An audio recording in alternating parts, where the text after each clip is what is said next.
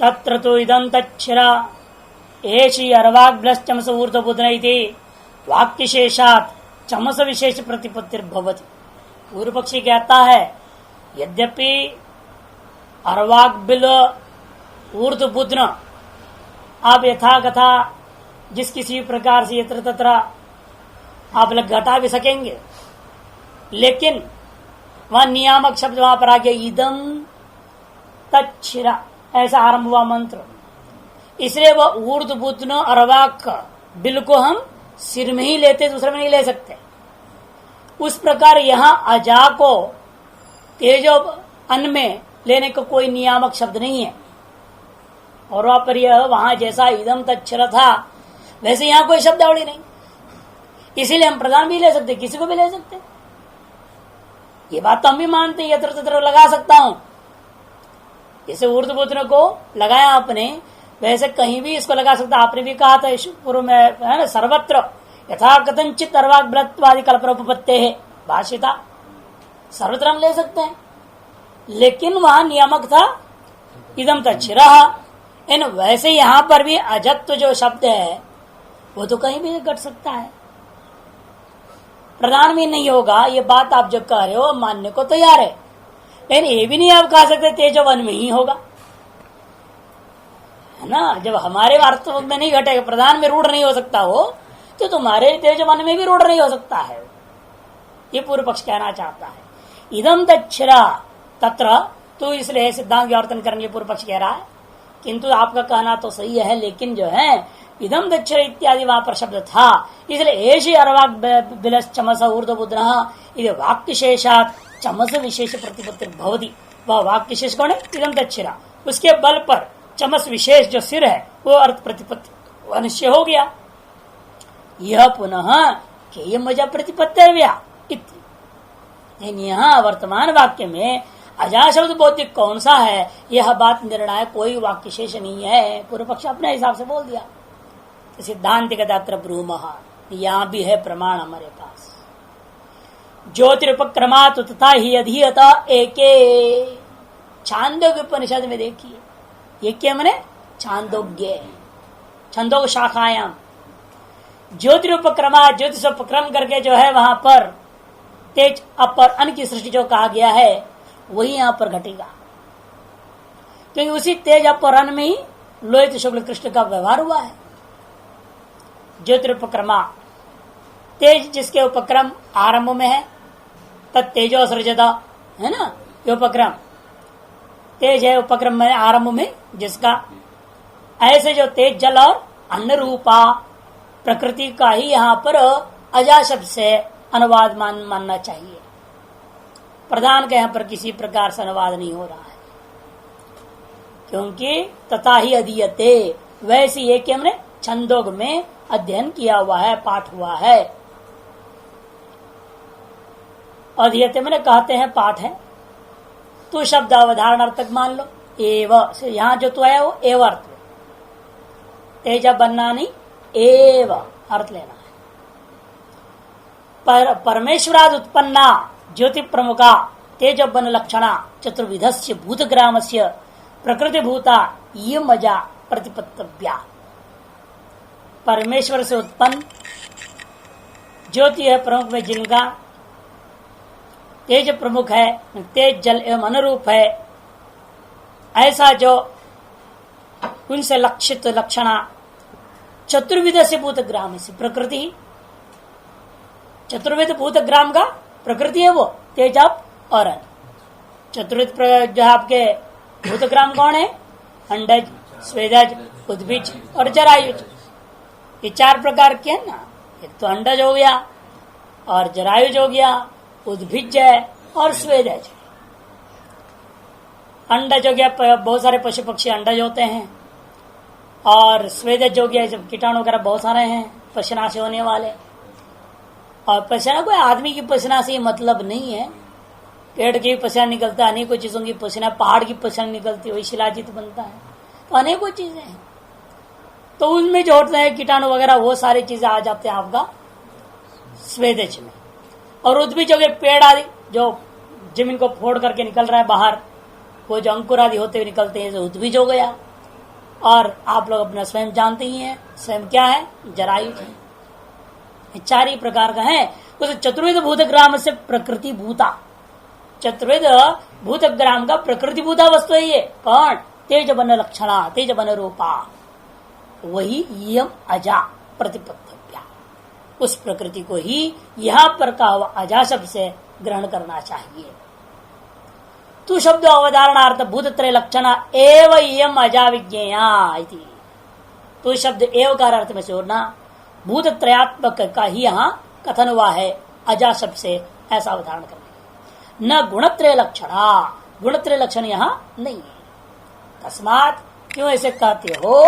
तो कहते तथा ही एके शाक्य तेज वन्ना नाम परमेश्वर उत्पत्ति आमनाय तेषामेव रोहितादि रूपताम आमनंदे।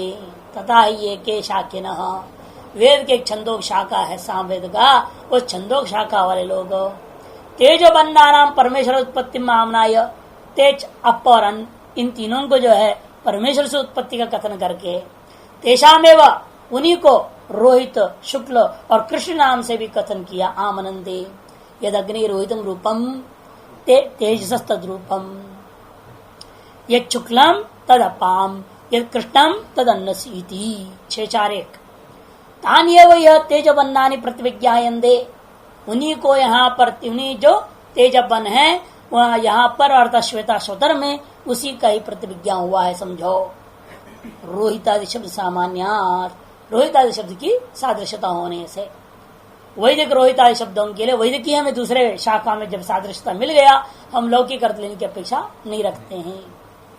रोहितादिनांच शब्दानाम रूप विशेषेषु मुख्यत्वात् भाक्तत्वाच्च गुण विषयत्वस्य।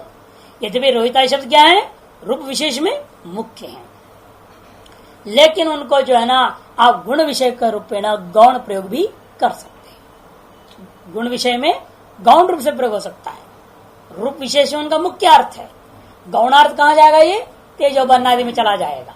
इसलिए गुण विषयत्व जो है गौणत्वात्, भागतत्व तो नहीं गौणत्वात्। असंदिग्धेन च संदिग्ध निगमनम न्यायम मन्यन्ते, क्योंकि नियम है जो असंदिग्ध वाक्यों से संदिग्ध वाक्यार्थ का निगमन किया जाता है, निर्णय किया जाता है। यहाँ पर संदिग्ध वाक्य कौन है? श्वेताश्वतर। असंदिग्ध स्पष्ट यद अग्नि रोहितम, स्पष्ट ही शब्दावली है, असंदिग्ध वाक्य हो गया छांदोग्य का। इसे कहते हैं ये सामान्य न्याय है कि असंदिग्ध के द्वारा संदिग्ध का नियमन कर देना, निगमन निश्चय कर देना चाहिए। अतः असंदिग्ध छांदोग्य वाक्य के द्वारा हम संदिग्ध अजा वाक्य को हम निर्णय कर देंगे। तथा यहाँ पर भी है ब्रह्मवादिनो वदंती किं कारणम ब्रह्म, ये श्वेताश्वतर का पहला अध्याय पहला मंत्र में है, आरंभ विस्तार से हुआ। ब्रह्मवादी लोग जिसे कहते हैं वह ब्रह्म किम कारणम ब्रह्म, वह किस प्रकार के कारण स्वरूप वाला ब्रह्म होता है। इति उपक्रम्य, ऐसा उपक्रम किया, जगत का कारण बता ब्रह्म कैसा है ये पूछा गया। तो जवाब में कहते ते ध्यान योगानुगता पश्यन देवात्म शक्ति स्वगुणैर निगूढ़ाम, ये 1:3 में उन्होंने कहा उन ऋषियों ने ध्यान योग का अनुवर्तन करता अभ्यास कर करके अपने गुणों से अत्यंत छिपी हुई, अपने ही गुणों से अत्य स्वगुणैरेव निगूढ़ाम, दूसरे का गुण नहीं है, बाहर का आया हुआ नहीं है, उसी का है, उसी में कल्पित है ना, वो दूसरे का कहा होगा। जैसे हम बार बार कहते हैं जब आपका कल्पित स्वप्न है वो आपका ही होगा कि दूसरे का होगा? दूसरे का वो स्वप्न नहीं हो सकता, और आपका स्वप्न का असर दूसरों पर होता नहीं। इसीलिए तद्वत यहाँ पर भी इस ईश्वर का अपनी ही माया है, ये उसका अपना ही गुण समूह है, उसी को लेकर उसने अंदर कारण भाव स्वीकार किया हुआ है। यद्यपि वो भी गुण गुणी भाव से अभेद भी नहीं है, जैसा आयुध सिद्ध न्यायिक आदियों का है, यहाँ गुण भी उसके अंदर कल्पित है। अधिष्ठान के साथ अधिष्ठित का जो अभेद केवल व्यवहार मात्र के लिए कथन किया जाता है, वास्तव में नहीं है यहाँ पर। इसलिए कहते स्वगुणैर निगूढ़ाम आत्मशक्तिम, वो आत्मरूपा स्वरूप शक्ति को, तेजोमय शक्ति को अपना, उसको क्या किया? कहते हैं ते ध्यान योगानुगता संत अपश्यन, वो ब्रह्मवेत्ता ने उस देवात्म शक्ति का साक्षात्कार किया। इति पारमेश्वर्या शक्ति है समस्त जगत विधायिन्या वाक्योपक्रमे अवगमात्। स्त्रीलिंग वहां पर है, स्पष्ट ही है। हाँ, देवात्म शक्तिम सगुणेर निगूढ़ाम, सब शब्दावली स्त्रीलिंग प्रयोग है, इसलिए आगे में आजा शब्द प्रयोग हो गया स्त्रीलिंग। परमेश्वर की शक्ति विशेष को समस्त जगत का जो विधायनी शक्ति है उसको स्वयं इसी उपनिषद में वाक्योपक्रम में कहा हुआ है। वाक्य शेषे पिच। और चौथे अध्याय में जाइए, मायां तो प्रकृति विद्यान मायनंदो महेश्वरम यदि यो योनिम योनिम अधितिष्ठत्ये कहा इति च 4:10 और 4:11 में है। मायां तो प्रकृति विद्यात, उन जो है जो परमात्मा है उस परमात्मा को मायावी समझो, महेश्वर को, और उसकी जो प्रकृति है उसी को माया सबसे जानो। और क्या योनिम योनिम अधितिष्ठत्ये कहा, जो परमात्मा अकेला होता हुआ भी प्रत्येक योनि का अधिष्ठाता है, प्रत्येक योनि का सर्वोपाधियों का वो अधिष्ठाता है। यदि तस्याः एव अवगमात्, इसलिए उसी का अवगमन होने के कारण से न स्वतंत्र काचित प्रकृति प्रदानम नाम अजा मंत्रेण आमनायते यदि शक्यते वक्तुम। इसलिए कोई स्वतंत्र जो है प्रकृति नाम की वस्तु जो परमेश्वराधीन नहीं है, आत्मा के अधीन नहीं है, पुरुष के अधीन नहीं है, ऐसा कोई स्वतंत्र कोई प्रकृति नाम की वस्तु, प्रधान नाम का वस्तु इस अजामंत्र के द्वारा कथन किया गया है, ऐसा कथन करना संभव नहीं है। न शक्यते वक्तुम, अवगमात न, है ना, न स्वतंत्र काचिदिति तस्याः एव अवगमात, माने उस परमेश्वराधीन माया का ही अवगम हुआ है, अतः स्वतंत्र प्रकृति नाम का प्रधान नाम का वस्तु का अवगमन नहीं हुआ है। प्रकरणात्तु सैव दैवी शक्ति ही अव्याकृत नाम रूपा, और प्रकरण से भी निर्णय यही हो रहा है, वह जो दैवी शक्ति है अव्याकृत नाम रूप वाली है। वो कैसी है? अव्याकृत नाम रूप वाली है। उसको नाम रूपयोग प्राग अवस्थान मंत्री नाम आए थे, नाम और रूप की प्राग अवस्था के माध्यम से इस मंत्र के द्वारा अजा शब्द से कहा गया है।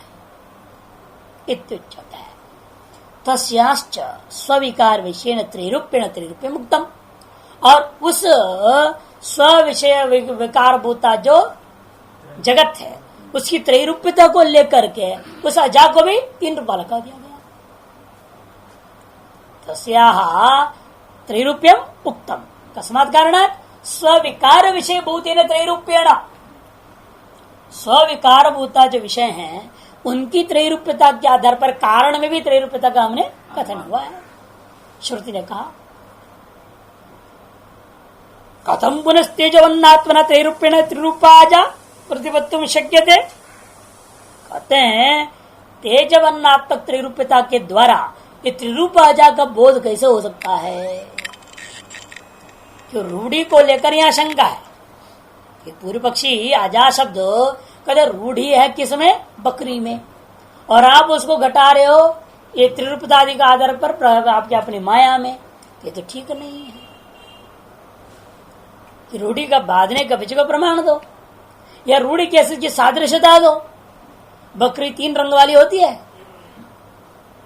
सारी संसार जितनी बकरियां हैं सब 3 रंग वाले होते तो भी हम मान लेते सादृश्यता घटेगा।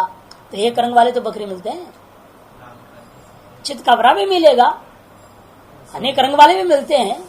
ये तो है नहीं कि सारी बकरी अनेक रंग की होती हैं, 1 रंग के भी तो होते हैं, 2 रंग के भी होते हैं, और बहुरंग भी होते हैं। इसलिए सादृश्यता तो बन नहीं रहा है। अजात्य की सदृशता हो तब तो हम मान मिले भाई रूढ़ी को बाल करके सादृश्यता के आधार पर हम अमुक अर्थ में ले जाएं शब्द को, लेकिन यहां ऐसा कोई सादृश्यता नहीं। यावता न तावत तेजोपन्नशो अजा आकृतिरस्ति, है ना। यावता अजा आकृतिर न अस्ति तावत तेजोपन्नेषु न शक्यते प्रतिपत्तु पूर्वान हो जाए। कथम शक्यते प्रतिपत्तु, जब तक आप अजा की आकृति में जाती, अजात्व, अजाकृति में अजात्व की सादृश्यता तेज अप और अन में जब तक आप नहीं कर सकते हो तब तक जो है आप त्रिरूपा अजा में इस तेजोबन की त्रिरूपता के आधार पर सादृश्यता को बिठा नहीं सकते, बोध नहीं करा सकते। नच तेजोबन्ना नाम जाति श्रवणात् अजा अजाति निमित्तोपि अजा शब्द संभवति। कहते कि भाई देखो तेज अप और अन इन तीनों का जो है जाति श्रवणात्, जाति मैंने जन्म, जन्म हो सुना जा रहा है तो तेजो सृजता, उसने तेज की सृष्टि की, मैंने पैदा हुआ, अतः उसमें अजत्व तो आ ही नहीं सकता। जो ज है उसमें अज कहां जाएगा, जो जन्य होगा उसमें अजत्व अजन्मत्व नहीं रहेगा। जाति श्रवण का तात्पर्य वो जाति नहीं लेना, यहाँ जाति से जन्म श्रवणा, जन्म श्रवण होने से अजाति निमित्त मैंने अजन्म निमित्त तक जो अजा शब्द है उसको आप प्रयोग ही नहीं कर सकते पूर्व पक्ष,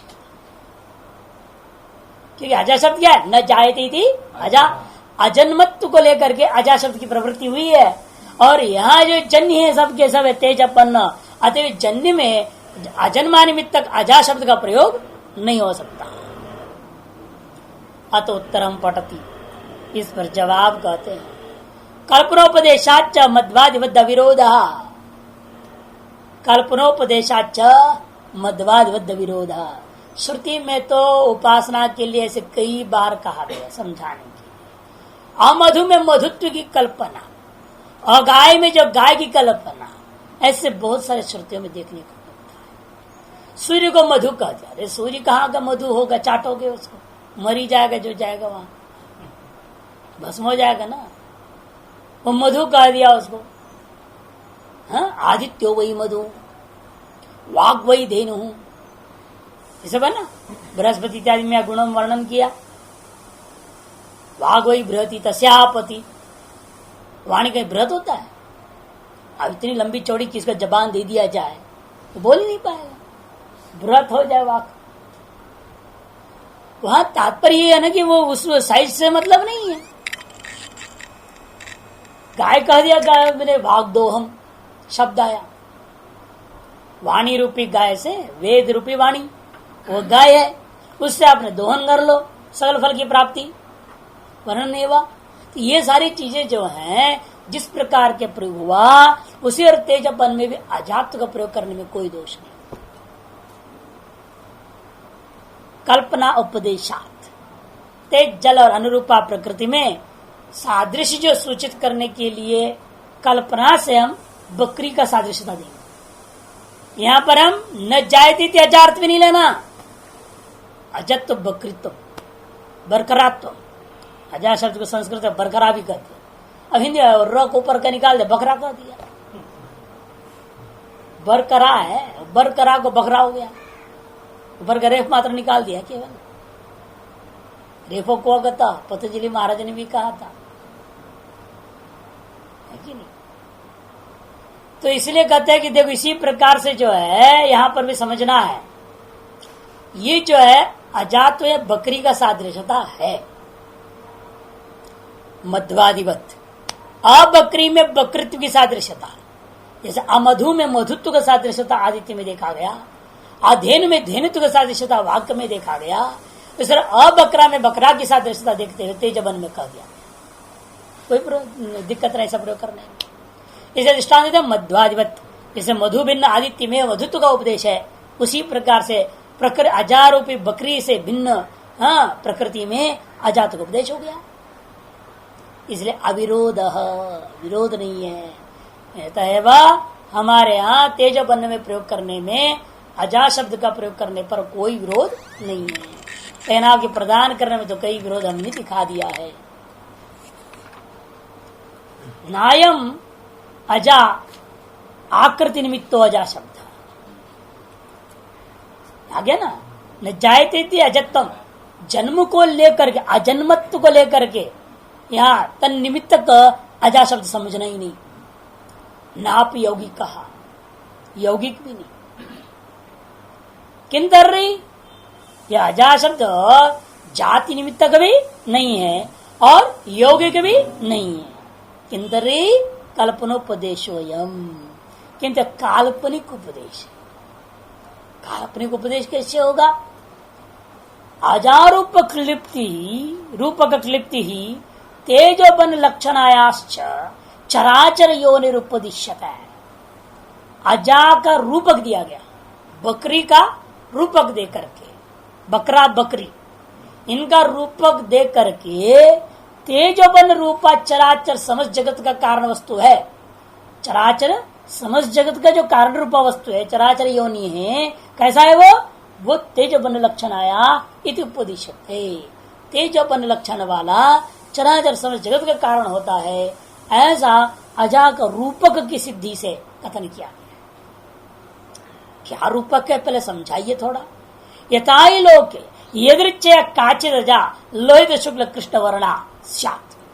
कोई बकरी यदृच्छया काचित अजा, कोई बकरी ऐसा पैदा हो गई जो 3 रंग वाली थी, उसे सफेद रंग भी था, कई कई लाल भी था और अधिकतर काला भी था, है ना। तीनों रंगों वाली ऐसा एक चित का बकरी पैदा हो गई, यदि उसके अपने कर्मों की वजह से हो गई है। अब उस बकरी का पीछे कौन पड़ेगा? बहु बरकरा स्वरूप बरकरा च, और वो क्या करती है? अपने सदृश जो जिस रंग वाली होगी उसे जो पैदा होंगे वैसे ही रंग वाले तो होंगे ना। इसे वो क्या करेगी? अपने स्व सदृश बहु बरकरा और सर्व बरकरा, बहुत पैदा करेगी और स्व सदृश पैदा करती है। ऐसी जो वो एक जो शुक्ल वर्णा, जो शुक्ल कृष्ण वर्णा बकरी थी, उसका पीछे तांच कश्चिद जो जुषमाणो अनुशीत, उस बकरी का भोग करता कोई दूसरा बकरा ऐसा है, वो आराम से पड़ा हुआ है, जिंदगी भर उसी का पीछे घूमते रहता है, खाते पीते रहता है, मौज मस्ती करते रहता है, जिंदगी काट रहा है। एक बकरा को तो ऐसा है। और कश्चित च एनाम भुक्त भोगाम जियात, और दूसरा कोई ऐसा बकरा है उसने से एक बार भोग करने के बाद उसका वैराग्य हो गया उस बकरी से, और उस बकरी को उसने स्पर्श भी नहीं किया, उसके पास भी नहीं पटका, अलग हो गया। अर्थात एक तो हो गया बंधन में पड़ा हुआ है और एक उससे मुक्त हो गया। एवं इयम अपि तेजबन लक्षणा भूत प्रकृति ही, इसी प्रकार से ये जो अजा शब्द वाच्य क्या है? तेजोबन लक्षणा अजा शब्द वाच्य भूतों की प्रकृति है। यह भी त्रिवर्णा बहु स्वरूपन चराचर लक्षण विकार जातम चनेति, ये त्रिवर्णा होकर के भी क्या कर रही है? बहुतों को पैदा करती है और स्व सदृश त्रिगुणात्मक ही पैदा करती है। तेज अब अन्नात्म सृष्टि को ही पैदा करती है, और एक दो को नहीं, बहुत, इतनी ज्यादा कि चराचरण संपूर्ण विकार जातम जनेति, चराचर रूपा संपूर्ण जगत को ही पैदा करती है। अविदुषा च क्षेत्रज्ञ न उपभुज्यते, अविद्वान जब क्षेत्रज्ञ है जीवात्मा, ये क्या करता है? उसका उपभोग करता है। विदुषा च परित्यज्यते, और विद्वान के द्वारा उसका परित्याग किया जाता है। यही यहां सादृश्यता है, समझो। न चेदम आशंकितव्यम एक क्षेत्रज्ञ अनुशेते अन्यो जहाती, क्षेत्र के भेद पारमार्थिक परेशान इष्ट प्राप्ति। तब कहेगा वेदांतियों का मत फिर भी सांख्य के सदृश हो गया। चलो अजा शब्द के आधार पर प्रधान को नहीं पकड़ो, लेकिन 2 अजा आपने मान लिया, एक बद्ध पुरुष, एक मुक्त पुरुष, एक उपभोक्ता है, एक विरक्त है, तो 2 प्रकार का पुरुष मानना, तब सांख्य सिद्धांत पुरुषवाद खड़ा हो जाएगा, पारमार्थिक भेद मानना हो जाएगा। पूर्व पक्षी कहता है, कहते हैं नचेदम आशंकित, तो ऐसी आप आशंका न करें। क्या आशंका न करें हम? क्योंकि भाई एक क्षेत्र के अनुच्छेद, एक है जीवात्मा जो उपभोग करता हुआ जो है अज्ञान में डूबा पड़ा है, और दूसरा अन्यो जहाती, यह आपने स्वीकार किया। इत्यतः इस निष्कर्ष निकला क्षेत्रज्ञ भेद पारमार्थिक, क्षेत्र का परमात्मा से जो भेद है वो पारमार्थिक है, जो परेशान है सांख्य दर्शनाम इष्ट, सांख्य दर्शन के लिए इष्ट है, वो आपके वेदांत में प्राप्त हो जाएगा। न आशंकितव्यम नयम क्षेत्रज्ञ भेद प्रतिपादयिष्या। अरे श्रुति क्यों आई है? श्रुति के शब्दों को देख करके तुम तुरंत पकड़ लेते हो। अरे शब्द को मत पकड़ो, श्रुतियों में शब्द का महत्व इतनी ज्यादा नहीं है जितना लक्ष्यार्थ का महत्व है। क्योंकि श्रुति जो आई हुई है किसी अपना लौकिक अर्थ का प्रतिपादन करने के लिए है ही नहीं, इसलिए लौकिक अर्थ के आधार पर आप शब्दों का अर्थ लेकर घटाना चाहोगे, सारा काम खराब होगा, फिर वेद का वेदत्व समाप्त हो जाएगी। इसलिए ये पहले सबसे सोचना पड़ता है, यह श्रुति किस काम के लिए आई, किस बात को प्रतिपादन करने के लिए आई, उस वाक्य के द्वारा प्रतिपाद्य तत्व क्या है वो समझो, फिर कहना यहां पर क्या बोला गया है, और शब्दों को उसी के अनुसार घटाना पड़ेगा सब। यहां पर जो है आपका प्रधान को या आपका जो द्विविध पुरुष क्षेत्रज्ञ और परमात्मा के जो पारमार्थिक भेद को प्रतिपादन करने के लिए श्रुति आई नहीं है। वह नचयम प्रसिद्ध नहीं यम क्षेत्रज्ञ भेद प्रतिपादयया किंतु बंध मोक्ष व्यवस्था प्रतिपादयया तो ऐसा केवल बंध और मोक्ष की व्यवस्था का प्रतिपादन करने के लिए श्रुति आई हुई है, और यह व्यवस्था पारमार्थिक भेद को मान करके होगा ऐसी बात नहीं है। बिना पारमार्थिक भेद को माने ही बंध और मोक्ष व्यवस्था हो सकती है। वही कैसे होगी वो, कहते प्रसिद्धम तो भेदम अनुद्य, जो लोक में प्रसिद्ध जीवेश्वर भेद उसी को अनुवाद करके बंध मोक्ष व्यवस्था प्रतिपाद्यते, बंध और मोक्ष व्यवस्था प्रतिपादन कर रही है। प्रसिद्ध भेद को अनुवाद कर, ज्ञानी अज्ञानी का जो लोक में प्रसिद्ध भेद है, जीव ईश्वर का जो लोक में प्रसिद्ध भेद है, उसी को अनुवाद मात्र करते हुए बंध और मोक्ष व्यवस्था दे रही है। ऐसा भेद क्यों हमें अनुभव हो रहा है, उस कारण को प्रदर्शित कर रही है। अज्ञान की वजह से बंधन और ज्ञान की वजह से मोक्ष, नहीं तो वास्तव में कोई भेद है ही नहीं। यह बात प्रतिपादन करना इष्ट है। भेदस्तो उपाधि निमित्त, जो लोक प्रसिद्ध भेद कैसा है, वो तो उपाधि निमित्त है, मिथ्या ज्ञान कल्पितो न पारमार्थिक। जो औपाधि की भेद है वो उपाधि निमित्त होने के नाते मिथ्या ज्ञान के कल्पित है, वह पारमार्थिक नहीं है। इसमें क्या प्रमाण है, तो कहते एको देव सर्वभूतेषु गूढ़ः सर्वव्यापी सर्वभूतांतरात्मा इत्यादि श्रुतिभ्यः। एको देव सर्वभूतेषु गूढ़ः, और एक है बोल दिया देव जो सकल भूतों में व्याप्त है, सर्वव्यापी है, सकल भूतों का अंतरात्मा है, इतने श्रुतियों से कहा गया। वो सब उपाधि को लेकर के ना सकल भूतों में गुड़, अरे भूत ना हो तो गुड़ क्या है वो है? जब भूत होते हैं है ना, तब तो उसमें छिपा हुआ सब गुड़ है बोल दिया गया। एक भूत ना हो, उपाधि ना होते तो वहां कहां गुड़ हो जाता हो। इसलिए गूढ़त्व उसके उपाधि की कथन है। सर्वव्यापित, सर्व है नहीं तो व्यापी क्या था, सर्वव्यापित सर्व में उपाधि को लेकर आया है, नहीं तो उस आत्मा तो एक, उसमें कहा सर्वत्व। व्यापित तो क्या है, जो एक व्यापक है, बोलो न बोलो फर्क क्या पड़ने वाला है। जो एक है वो परिचिन्न है कि व्यापक है, ये सब व्यवहार क्यों हो रहा है, उपाधि को लेकर। इसलिए कहते वो भी सर्वव्यापित्व आ गया उसके अंदर सगल उपाधियों को लेकर के। इसी प्रकार सकल भूतों को लेकर उसके अंदर अंतर्यामित्व आ जाएगा। जितनी भी ऐसे बातें कही जाती हैं सब आत्म क्रीड़ा, आत्मा राम, सब सापेक्ष उस परमात्मा के लिए। माया को छोड़ दो तो कुछ भी शब्द बोला नहीं जाएगा, शब्द ही नहीं प्रयोग होगा। मौन, मौनम गुरुस्तु मौनम व्याख्यानम, मौन रहना पड़ेगा उस ब्रह्म के बारे में। ब्रह्म के बारे में बोलना है का मतलब है कि विद्या ले लिया आपने, अविद्या को फ्री में मिल गया है ना, उसको इस्तेमाल कर रहे हैं। माया मिली हुई है फ्री फंड की, इस्तेमाल करो उसको, चाहे भोग के लिए करो चाहे मोक्ष के लिए करो, मर्जी अपनी है। तो मिला हुआ है फ्री में, और कितना भी खर्च करो कभी खाली नहीं होते, ये भी विशेषता है ना इसका, तो कभी नहीं खत्म हो जाता। इसलिए माँ याति, माँ आयाति, माँ आया और माँ या प्रापणापण है, दोनों है ना। माम प्रति सदा आगच्छति गच्छति, माँ का अर्थ माम भी होगा, और दूसरा माँ का मतलब निषेध, न आगच्छति न गच्छति वा, अर्थात नास्त्यव तदेव माया। माम प्रत्येव आगच्छति गच्छति च, मेरे प्रति आया जाया करती है ये, और किसके पास जाए, आत्मा के पास ही तो आएगी जाएगी रहेगी माया, और कहीं तो आना जाना है नहीं उसका।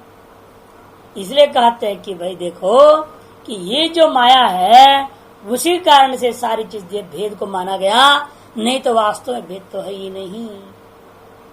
मध्वाधिपत दृष्टांत घटा रहे, यथा आदित्य से अमधुनोपि मधुत्व छांदोग्य में ही 3:1, वाचश्चा अधेन और धेनुत्तम बृहदारण्यक 5:8, द्युलोकादिनांच अनग्नि नाम अग्नित्तम ये भी बृहदारण्यक 8:2-9, छांदोग्य में वैसे आ जाता है पंचाग्नि है कहा छांदोग्य का नहीं, वो काट दो 3:1 में ना मधु विद्या। इतम जातीय कम कल्प्यते, इस प्रकार के जितने भी है वहां कल्पना ही मानी गई है, तत्व यहां भी कल्पना मान लो। एवं इदम अनजायापि अजातम कल्प्यते, इसी प्रकार तेजवन रूपा ये जो माया शक्ति है वो अनजा होता हुआ भी उसमें अजात्व का परिकल्पना हो गया। वो बकरी है ही नहीं, वो इन बकरित्व का उसके अंदर कल्पना कर लिया गया। तस्माद विरोध, इसलिए कोई विरोध नहीं है, उपासनार्थ इस तरह से किया जाता है। तेजोबन्नेश अजा शब्द प्रयोग, इसीलिए तेज अपरन में अजा शब्द का प्रयोग करने का कोई विरोध नहीं है। इस प्रकार से इन्होंने इस अधिकरण पर विचार व्यक्त किया। तो अब अगला अधिकरण आरंभ होता है संख्योप संग्रहाधिकरणम। संख्योप संग्रहाधिकरणम कहते हैं कि भाई आप बार बार कहते हो क्षत्रन्ना शब्द, हम आपका सांख्य दर्शन के 25 तत्व में एक भी तत्व की चर्चा श्रुतियों में नहीं है, और वो कहता है कि 25 तत्व की चर्चा है श्रुति में। कैसे कहते हैं? कभी नहीं है। कहा बोला पंच पंच जना, ऐसा पाठ करेगा जानकर, पच्छेद कर, समास नहीं मानेगा। पंच पंच जना अलग कर दो। 5-25 के 5-5 कितना हो गया? 25 हो कि नहीं होगा?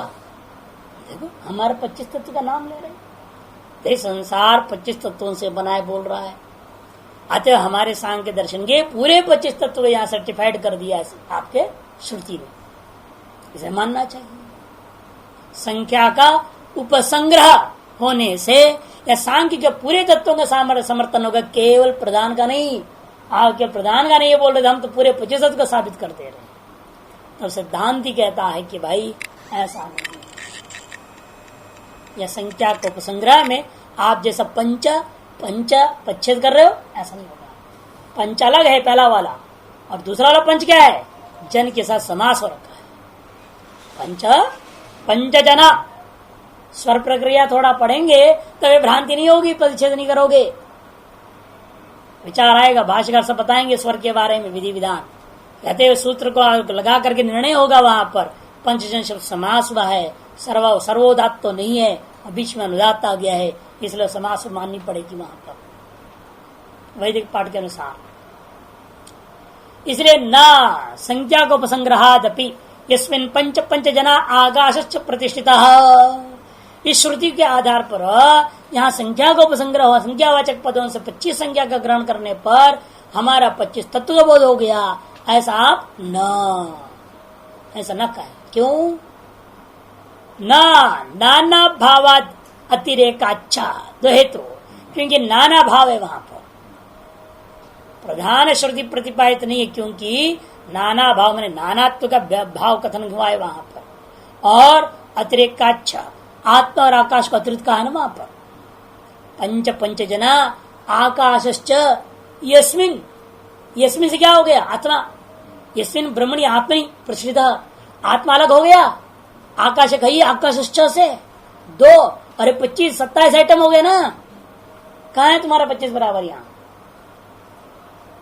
इस मंत्र में तो 27 तत्व मिल रहे हैं, और आपका तो आत्मा आकाश आदि सहित 25 है, और ये 25 से अलग यदि मान भी लूं तुम्हारे हिसाब से चल के 25 संख्या है तो भी नहीं हो पाएगा ना, 27 आइटम हो जाएगा कुल मिला के, तभी आपके दर्शन का समर्थन नहीं मिलेगा। अतएव सप्त विषय मानने पर तो आपका अपसिद्धांत हो जाएगा। अतः प्रधान आदि 25 तत्वों का ग्रहण करना उचित नहीं है। इस सूत्र का, इस अधिकरण का अधिकरण सार को देखिए, आया संगति भी दृष्टांत संगति पूर्वती यहाँ पर है, यहाँ दृष्टांत संगति समझना है। यस्मिन पंच पंच जना इस मंत्र में पठित जो पंचजन शब्द है वह यौगिक है अथवा रूढ़ है, यह प्रश्न उठेगा। यह निश्चय न होने से संशय होकर वो कहते तत्वों का प्रतिपादन करता है, ऐसा पूर्व पक्ष पकड़ेगा। अथवा 25 तत्वों का न कर अन्य पदार्थ का प्रतिपादन हो रहा है यहाँ पर, जैसे आपने कहा अन्य पदार्थ का प्रतिपादन था। वजह क्या है? वह उसका प्रतिपादन का विषय ही नहीं है कि प्रदान प्रतिपादन करने आ रहा है, कुछ गुणों का कथन करने आ रहा है। उसका प्रतिपादन है बंध मोक्ष की व्यवस्था, उसका मुख्य लक्ष्य होता है। और तद अनुरूप उसने बकरी का दृष्टांत पकड़ा और अब बकरी में बकरीत्व का आरोप करके तेज मंत्र जो है आपका 3 वस्तु है उसे तादात्म्य करते हुए सादृश्यता को घटा करके अजा शब्द को प्रकृति में ले लिया गया। तद्वत यहां पर भी हम सिद्धांत करेंगे, इन पूर्वज कहेगा कि ऐसा यहां नहीं हो सकता। क्यों? जैसे वो तो तत्व विद्या का प्रकरण है ना, ब्रह्म विद्या का प्रकरण था, और वह प्रसिद्ध अजा बकरी रूप अर्थ में रूढ़ अर्थ आपने लिखा ले लिया, बकरी रूपी रूढ़ अर्थ ले लिया और मधु आदि के दृष्टान दे करके रूढ़ अर्थ को भी लेकर सादृश्यता आपने बिठा दिया। उस तरह से यहां नहीं हो सकता है, पूर्व पक्ष कहता है। और आपने क्या किया वहां पर, लेकिन रूढ़ अर्थ को स्वीकार करके उसकी लक्षणा करनी पड़ी, सादृश्यता लिया, केवल रूढ़ अर्थ को त्याग दिया, बकरी अर्थ नहीं लिया। वहां बकरी अर्थ को अजा शब्द से बकरी अर्थ लेकर के उस रूढ़ अर्थ को स्वीकार करते हुए तब सादृश्यता करने के लिए क्या करना? रूढ़ी को त्याग। हमेशा लक्षणा कहां होता है? रूढ़ अर्थ का त्याग करके तब सामीप्य अर्थ कोई दूसरा है उसको लिया जाता है। शक्यार्थ संबंधो लक्षणा, शक्यार्थ का संबंधी वस्तुओं में ले जाने का नाम ही लक्षणा होता है। लेकिन शक्यार्थ को हम त्यागेंगे या नहीं त्यागेंगे लक्षणा के ऊपर निर्भर है। जद लक्षणा, अजद लक्षणा, जद अजद लक्षणा होता है। और पूर्व में हमने चाहत लक्षणा कर दिया, अजा शब्द का अर्थ पहले स्वीकार कर लिया, बकरी है यहाँ कोई दिक्कत नहीं।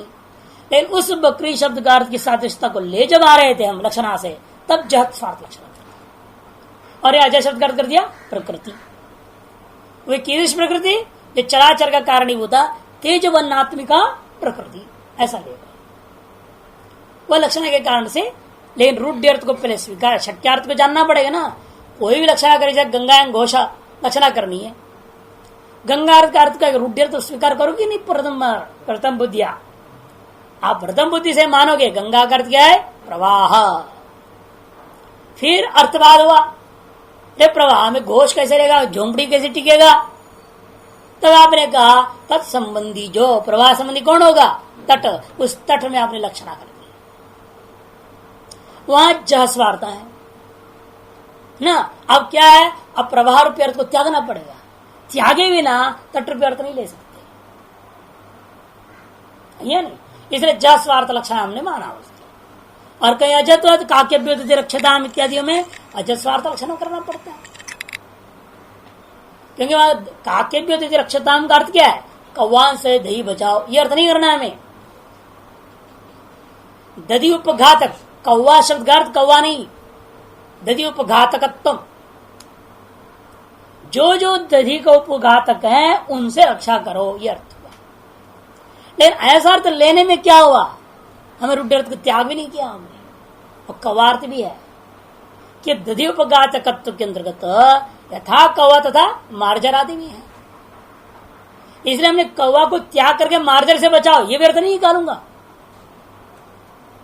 बिल्ली से बचाओ और कौवा खावे तो छोड़ दो, ये अर्थ नहीं है वहां पर, है ना। इसे काक शब्द का जो कौवा अर्थ रूढ़ अर्थ था उसको त्यागा भी नहीं हमने, और लक्षणा भी कर दिया, और लक्षणा करने से अन्य को भी ग्रहण कर लिए, ये अजत स्वार्था होता है। लेकिन पुरुष जो अजा शब्द में अजत स्वार्था नहीं है, जहत स्वार्था, गंगा घोष के समान।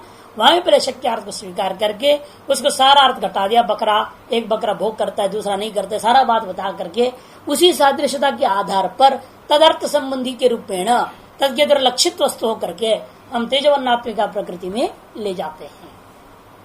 लेकिन ऐसा यहां नहीं ले जा सकते, पूर्व पक्ष कहता है।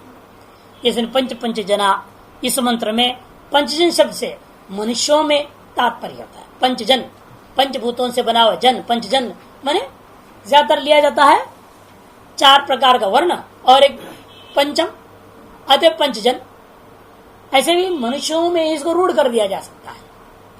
पंचजन शब्द जो है मनुष्यों में रूढ़ हो जाता है, लेकिन उस रूढ़ी का त्याग कर, रूढ़ी तो त्याग नहीं पड़ेगा क्योंकि प्रकरणानुसार रूढ़ी घटेगा नहीं, ब्रह्म विद्या का प्रकरण है तो वहां रूढ़ी अर्थ घट नहीं सकता। अतः त्यागना तो है ही है, तो त्याग करके आप प्रधान को ले लीजिए। प्रधान आदि 25 तत्व, केवल प्रधान नहीं, प्रधान आदि 25 तत्वों को लेने को कहता है पूर्व पक्षी। तो समान तो हो गया ना दृष्टांत। जैसे वहां पर बकरी अर्थ तो त्याग नहीं था, त्याग करके प्रकृति शब्द से मूल प्रकृति ले लो कहा उसने, तब आपने बताया ये बड़ी युक्तियां देख करके बदवाय दृष्टांत आदि देकर कल्पना आदि को कहते हुए आपने सिद्ध किया कि नहीं नहीं, यहाँ यद्यपि रूढ़ को पूर्ण रूप में स्वीकार नहीं है, लक्षण हम करते हैं, जो स्वार्थ लक्षणा है फिर लक्षणा प्रधान भी नहीं जा सकता। वह लक्षणा से प्रकृति अपनी जो आत्मा से अभिन्न अस्वतंत्र है ना, अनित्या, नित्या नहीं, ऐसी प्रकृति हम लेना चाहेंगे। तुम्हारे मतानुसार जो है स्वतंत्र नित्या प्रकृति को नहीं लेना है। ये जैसे सिद्ध किया वैसे यहाँ सिद्ध करने जा रहे हैं। संख्योपसंग्रहाधिकरणम पंच पंच जना सांख्य तत्वान्याहो श्रुति हृदाः प्राणाद्या सांख्य तत्वानि पंचविंशति भासना न पंचविंशतेर्भानम आत्माकाशातिरेकतः संज्ञा पंचजनित्येषा प्राणाद्या संजिनः श्रुताः।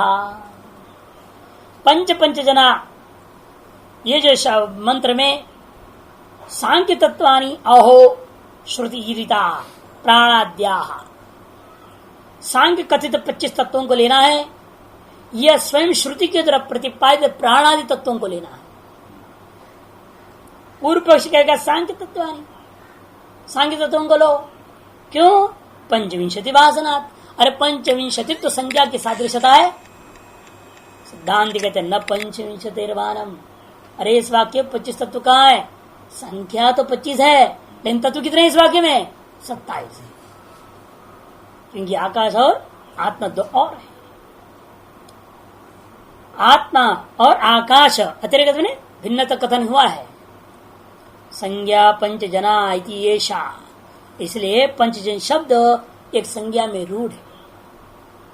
और किसकी संज्ञा है? प्राणाद्याः संजीनः एषा संज्ञा, प्राणादि संज्ञों का यह संज्ञा है पंचजन शब्द। यही श्रुति से श्रुत है, समझना चाहिए।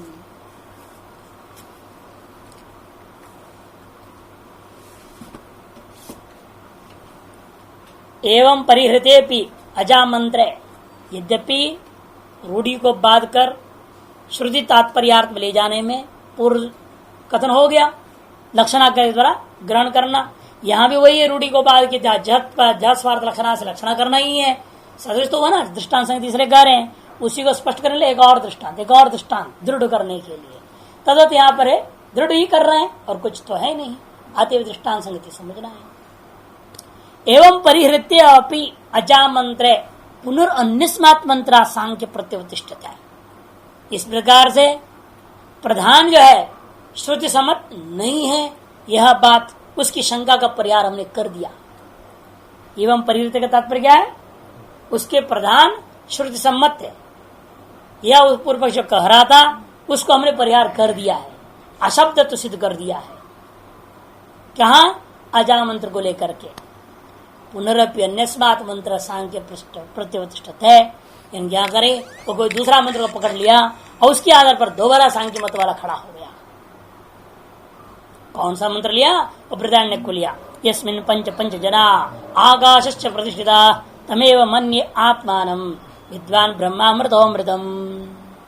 बृहदारण्य 4:4-17 का है। यस्मिन् पंच पंच जना आकाशश्च प्रतिष्ठिता, जिसे 5 पंचजन और अव्यक्त संजक आकाश प्रतिष्ठित है, उस आत्मा को ही मैं अमृत ब्रह्म मानता हूं कह दिया। तमेव आत्मान, उस आत्मा को ही अहम विद्वान ब्रह्म अमृत इति मन्ये। ब्रह्म रूपी अमृत वस्तुभूता अमृत तो आत्मा ही है, ऐसा मैं मानता हूं कह दिया।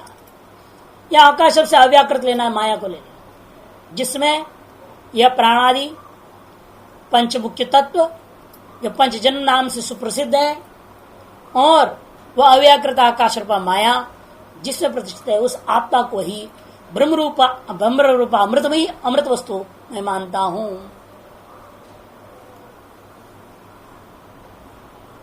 अस्मिन् मंत्रे पंच पंच जनाइति पंच संख्या विषया अपराच पंच संख्या श्रूयते। वो क्या परिच्छेद करके बोल रहा है, पंच पंच जना को अलग कर दो, बिल्कुल। तब क्या गए, दोनों पंच एक दूसरे के विशेषण विशेष होने जाएंगे। एक तो शब्द पहले पंच शब्द आया है, हाँ, पैती पंच संख्या विषया अपरा पंच संख्या, एक और पंच संख्या श्रुते वहां पंच शब्द द्वय दर्शनात्। वह क्या हो गया है, पंच द्वय, दो पंच शब्द यह दिखाई दे रहा है, पंच द्वय दर्शनात्। तयते पंच पंचका, इसे दोनों को मिला क्या करते हैं, पंच पंचक है मानो। ऐसे 5 समुदाय हैं जो प्रत्येक में 5-5 अवयव है, तब 5 × 25 कितना हो जाएगा, 25 हो जाएगा। ये पूर्व पक्ष लेना चाहता है। संपद्यन्ते तथा पंच संख्या यावंत संख्येय आकांक्षन्ते तावंत एव च तत्वानि सांख्ये संख्यायन्ते। इसलिए इस मंत्र में 25 संख्या के द्वारा जो संख्येय तत्वों का आकांक्षा जब होता है, वह आकांक्षा को हमारा सांख्य दर्शन पूरा कर देता है। तावंत एव तत्वानि, उतनी ही तत्वों को हम सांख्यों के द्वारा गणना किया गया है। मूल प्रकृति विकृति महदाद्य प्रकृति विकृत सप्त षोडशकश्च विकारो न प्रकृतिर्न विकृति ही पुरुष। मूल प्रकृति कैसी होती है, वो अविकृति रूपा होती है, एक आइटम यह हो गया। और महदाद्य प्रकृति विकृत सप्त, महदादि प्रकृति विकृति रूपा है वो 7 है, 7 और 1 8 हो गया। षोडशकश्च विकार, 16 विकार होते, 8 और 16 24। एक अंत है पुरुष जो कि न प्रकृति होता न विकृति रूपा होता है, तो फिर 25 तत्व है। इति तया श्रुति प्रसिद्धया पंचविंशतिया तेषां श्रुति प्रसिद्धानां पंचविंश तत्वानां उपसंग्रहात् प्राप्तम पुनः श्रुतिमत्तम एव प्रदानादिनामिति। इसलिए श्रुति प्रसिद्ध पंचविंशतिया के द्वारा स्मृति प्रसिद्ध 25 तत्वों का उपसंग्रह होने के कारण से यहाँ हमारे सांख्य सम्मत 25 तत्व श्रुति सम्मत सिद्ध हो गया। ततो ब्रूमः, ऐसा जब पूर्व पक्ष प्राप्त हुआ तब सिद्धांति कहते नहीं न संख्योपसंग्रहाद प्रधानादि नाम पंचविंश तत्वानां श्रुतिमत्व प्रत्याशा कर्तव्या। संख्या मात्र का ग्रहण करने से श्रुति में 25 या संख्या ग्रहण करने मात्र से प्रधान आदि 25 तत्वों का श्रुति सम्मतत्व श्रुति के द्वारा जो है सम्मति प्राप्त हो गया है, ऐसे आप आशा करना उचित नहीं है। तस्मात् नाना भावात् कर नाना ही एतानि पंचविंशति तत्वानि, एतानि पंचविंशति तत्वानि नाना नैषाम पंचश साधारण धर्मो अस्ति। हर इनमें ये भी नहीं आप 1 7 16 1 आपने गिनाया, अब सादृश्य कैसे बटेगा? 4 भागों में आप बांट रहे हो और प्रत्येक में 5-5 का नाम है, इसीलिए पहले वाले कोटि में तो केवल 1 ही है, अंत वाले कोटि में भी 1 ही है, बीच वाले में मान लेते 5-5 की करता वो भी नहीं, बीच में 1 को 7 1 तो 16 कर दी। आप सादृश्य कैसे घटाओगे? कोई भी चीज की 5-5 की 5 समुदाय बोलने के लिए जिन 5 के समुदाय में रख रहे हो उनमें कोई सादृश्य तो बताओगे कि नहीं बताओगे? उन्हें क्यों रखा गया एक समुदाय में? 5 आलू रख दिया, अरे 5 आलू ही है उसमें, 1 टमाटर रख दे फिर कहेगा 5 आलू हो गया वो। इसलिए पंचमूली दृष्टांत तो पकड़ेगा। पंचमूली 5 मूलियों का एक झुंड है, ऐसे 5 है। ऐसा तुम जो दृष्टांत ले रहे हो पूर्व पक्षी व्याकरण का, उस दृष्टांत के अनुसार चलूंगा तो भी बनेगा नहीं, क्योंकि यहाँ पंच समूह जो पंच अवयव वाला जो एक में कोई सादृश्यता नहीं है। और ऐसे 5 समूह भी नहीं तुम्हारे मत, 4 ही समूह बनता है। जिनमें 2 समूह ऐसा है अकेला है, उनका समूह ही नहीं बोल सकते। केवल आपने विभाग बना रखे हो, समूह तो अनेक अवयव वाला होता है, एक एक ही रहते हैं, उनका समूह कैसे बोलो? इसीलिए बात तो बनती नहीं। नाना ही एकता ने पंचविंशति तत्वानी, ये जो 25 तत्व है वो भिन्न भिन्न प्रकार के, नैशाम पंच साधारण धर्मस्थि, क्योंकि आपके उन 25 तत्वों में से 5-5 विभाग करता हुआ प्रत्येक 5 के एक साधारण धर्म ढूंढो तो नहीं मिलेगा। एन पंचविंशतेर अंतराले पराह पंच संख्या निविशेरन, जिसके द्वारा 25 के भीतर में पंच संख्याओं को लेकर के आप कोई विशेष विभाजन नहीं कर सकते।